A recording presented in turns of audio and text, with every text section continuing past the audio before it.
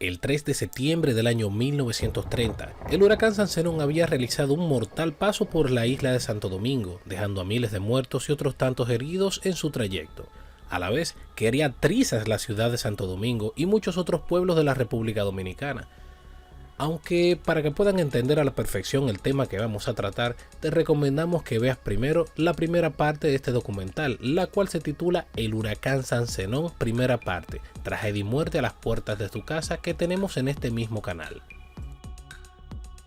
A las 6 horas de la tarde, el huracán San Zenón se había marchado del territorio dominicano para continuar haciendo estragos en otras regiones del Caribe. Pero lo que había dejado tras de sí en la isla de Santo Domingo provocaría que todos recordasen el mortal evento con mucho miedo, y no era para menos. El recuerdo de haber vivido un cataclismo como ese dejaría marcado a muchos, pero por más increíble que parezca, esta no sería la peor parte de la historia. Lo peor vendría en los días que sucedieron al paso del fenómeno. Nos encontramos en el año 1930, en la ciudad de Santo Domingo, capital de la República Dominicana, o por lo menos lo que quedó de ella. En estos momentos todo es caos y desesperación. Los muertos se pueden contar por cientos. Es una escena horrenda. Los cadáveres no reclamados son tantos que entre civiles y militares se ven obligados a agruparlos en grandes pilas. Básicamente, las personas que perdieron la vida fruto de la furia del huracán se contaban por cientos y estaban tirados por todas partes. Quizá no haga falta que lo diga, pero aquellos momentos resultaron muy duros para la población, pues muchas familias habían perdido parte de sus miembros, así como también buenos amigos.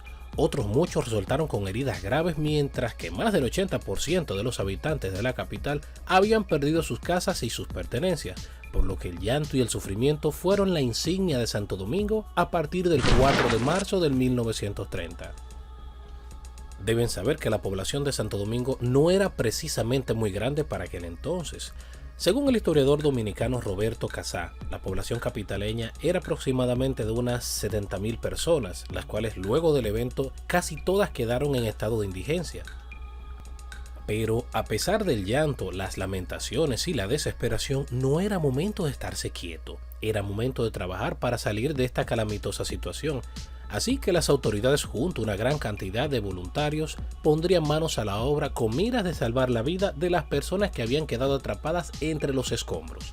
Pero para desgracia de muchos, las malas noticias comenzarían a aflorar en el país en muy poco tiempo.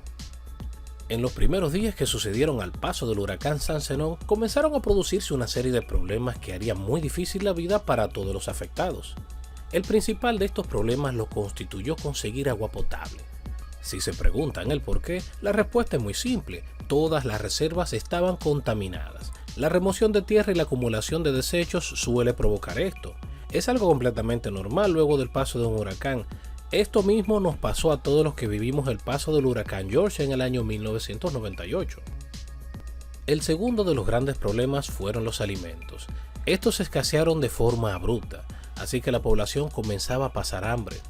No había forma de evitarlo, básicamente todos los cultivos agrícolas del país se echaron a perder, de manera que en fracción de días se generaría una crisis económica y alimentaria, lo que llevaría a muchos comerciantes sin escrúpulos a especular indiscriminadamente el precio de los alimentos. Por lo que muchos quedaron completamente a expensas de las cocinas ambulantes que, como medida de emergencia, Trujillo ordenaría se instalaran en la capital para mitigar el hambre de la población, aunque para activar este servicio se requirieron varios días, en los cuales la población se las debió arreglar por su cuenta. Este asunto no haría sino empeorar más. En menos de 6 días, la catástrofe humanitaria degeneró en una catástrofe sanitaria. Muchos de los que no habían sido afectados directamente por el huracán estaban padeciendo cuadros patológicos que requerían atenciones médicas debido a las condiciones de insalubridad, lo que provocó un éxodo masivo a los hospitales, los cuales ya estaban llenos de antemano por la cantidad de lesionados que dejó el huracán. En estas circunstancias, los médicos de la época se alzaron como los grandes héroes de la crisis, pues sin su oportuna intervención las cosas habrían sido mucho peor. Uno de estos héroes, el doctor Heriberto Peter, al ver la situación que se tenía entre manos, alojó a más de 300 personas sin hogar en casas de su propiedad que estaban construidas de cemento, las cuales habían soportado los embates del huracán. Igualmente, atendió a cientos de heridos, los cuales llegaban por grupos, e inició una campaña de vacunación antitetánica a todos los accidentados que pudo. Esto sin importar que su hija Carmelita resultó con una fractura durante el paso del fenómeno atmosférico. De igual forma, salieron al rescate de la población grandes íconos de la medicina dominicana como el Dr. Moscoso Puello y el Dr. Salvador B. Gautier, los cuales, tras el llamado de emergencia, acudieron diligentemente al Hospital Padre Villini, donde demostrarían su valía como médicos consagrados en medio de la crisis. Ambos eran reconocidos dentro del grupo de los mejores cirujanos del país para la época, por lo que su maestría y experiencia fue toda una bendición. Estos practicaron cirugía tras cirugía hasta el cansancio. La cantidad de heridos no cesaba y mientras más lesionados atendían, más llegaban a la emergencia. De igual manera, el doctor Darío Contreras, gran cirujano para la época, tendría las manos muy ocupadas atendiendo paciente tras paciente, los cuales no cesaban de llegar a la emergencia. Aquello fue toda una locura. Por otro lado, el doctor Luis Eduardo Aybar pondría manos a la obra. Este comenzaría a atender todos los pacientes que le era posible, a pesar de que su clínica había sido afectada por el huracán. Pero con la oportuna ayuda de hábiles hombres repararía los daños en tiempo récord y comenzaría a operar a toda su capacidad. Mientras tanto, al este de la ciudad, el doctor Arturo Damirón conjuntamente a los médicos del Hospital Evangélico establecieron un punto de emergencia para ayudar a los enfermos y lesionados en una casa de 3 plantas propiedad de la señora Luz Saldaña, a cuyo local se trasladó una gran parte de los miembros del Hospital Evangélico, quienes a tan solo 24 horas de haber pasado el fenómeno ya estaban atendiendo pacientes. Mientras, del otro lado de la ciudad, el hospital militar no daba abasto para la cantidad de lesionados que estaban llegando. Aquello era increíble. Por su parte, los doctores Heriberto Valdés y Antonio Zaglul El Mudesí se empeñaron con todas sus fuerzas en salvar la mayor cantidad posible de personas, siendo así que estos no cesaron de trabajar, de modo que paciente tras paciente era atendido de manera rauda por estos grandes médicos dominicanos, a quienes les tocó atender a los afectados en condiciones poco favorables. La solidaridad fue determinante en esta situación, siendo así que todos los médicos y auxiliares de salud estuvieron trabajando fervientemente para paliar esta situación. De hecho, la demanda era tan grande que 2 días después del paso del huracán se agotaron los insumos médicos básicos, incluidos las toxinas antitetánicas y otros medicamentos en los hospitales. Pero gracias a Dios, el auxilio llegaría a tiempo.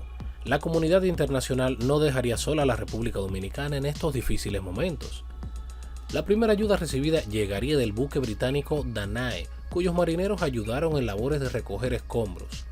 Más adelante arribaría el vapor holandés Midas, quienes brindaron ayuda rápida a los necesitados de la ciudad de Santo Domingo. Por igual, a estos equipos de trabajo se uniría el personal de la Cruz Roja Norteamericana, la cual vino en auxilio de la República tras enterarse de los acontecimientos. Pero a pesar de todos los esfuerzos brindados y del empeño de los voluntarios, ocurriría otra desgracia. Y es que una epidemia de tétanos se desataría en la capital, la cual afectaría seriamente a una gran cantidad de personas. Esta cobraría en primera instancia la vida de 30 ciudadanos, un número reducido tomando en cuenta la cantidad de afectados y las paupérrimas condiciones que imperaban.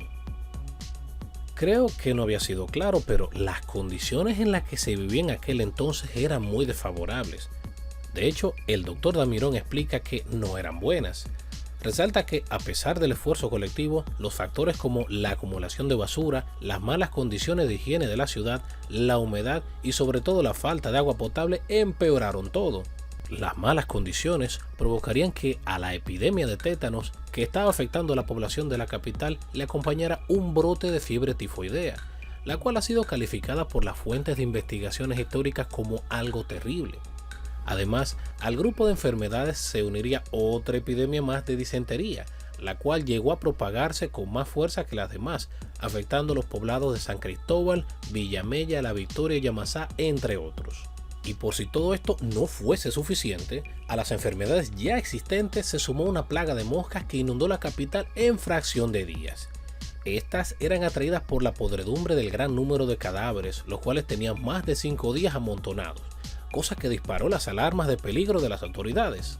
Así que, como una medida rápida para evitar la propagación de peores pestes en la población, todos los cadáveres no reclamados, los cuales eran muchísimos, fueron agrupados en lugares específicos y posteriormente enterrados en fosas comunes. Según fuentes de la época, la fosa común más grande fue abierta en lo que hoy se conoce como el Parque Eugenio María de Hostos en la capital. Por otra parte, otros cientos de cadáveres fueron incinerados. Con estas medidas lograron disipar la plaga de moscas que había tomado la capital. Mientras que, de su lado, el generalísimo Rafael Leónidas Trujillo, junto a su equipo de trabajo, estaría organizando administrativamente una respuesta a esta crisis, siendo así que el senador Mario Fermín Cabral fue designado como encargado de la limpieza de la ciudad y de las cocinas ambulantes. Por igual, se designó a los doctores Ricardo Blázquez y Antonio Calderón como los encargados de la adecuación de los hospitales para la atención de los pacientes y heridos. Gracias al esfuerzo de todos, el país saldría del estado de emergencia en que se encontraba en un tiempo relativamente corto. A partir de este acontecimiento, el dominicano promedio desarrollaría una aguda costumbre de dar seguimiento detallado a los fenómenos atmosféricos a través de los medios de comunicación, los cuales fueron mejorados por el gobierno del presidente Trujillo tras haberlos enmarcado como una de las debilidades que llevaron a la ocurrencia de la tragedia. Tengan presente que para aquel entonces la difusión de las informaciones era escasa y en muchas de las ocasiones los medios de difusión masivos se contradecían constantemente. Aunque siendo sinceros, las mejoras de este servicio de difusión informativo se verían realmente a partir de marzo de 1931, un año después del paso del huracán Sancerón, mes en el que se anunció por la radio que otro huracán estaba en curso a la República Dominicana, asunto que alarmó a la población en general. Dentro de las estadísticas, se estima que más de 10.000 personas quedaron afectadas por el huracán Sancerón, entre ellos aquellas personas que perdieron sus casas, muertos y heridos. Por otra parte, estas informaciones pueden ser ampliadas en los escritos del historiador dominicano Emilio Rodríguez de Morici, quien fuese uno de los mayores compiladores de los registros de la era de Trujillo tras compendiar más de 500 libros, títulos, folletos y artículos publicados entre los años 1930 a 1955. Pero no crean que esta historia se ha terminado.